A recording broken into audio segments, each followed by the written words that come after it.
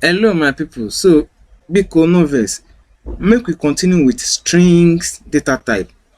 So string data type, this one now, you fit use double quote string.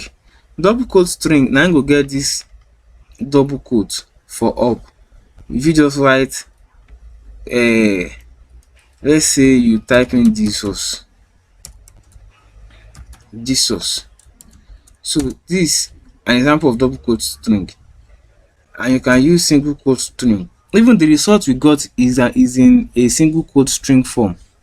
So you can also type Jesus in single quote string, and you still get it out in a single quote string. So a string can either be in double quote or single quote.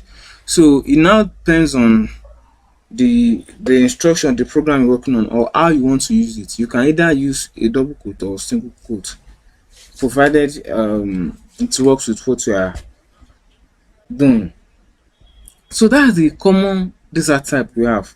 In this episode now, we've discussed about integers data type, float data type or floating point number, and we have also discussed about string data type. So these are the three major or three common data types that we have in Python programming language. So the next thing we are going to do is called string concatenation and string replication.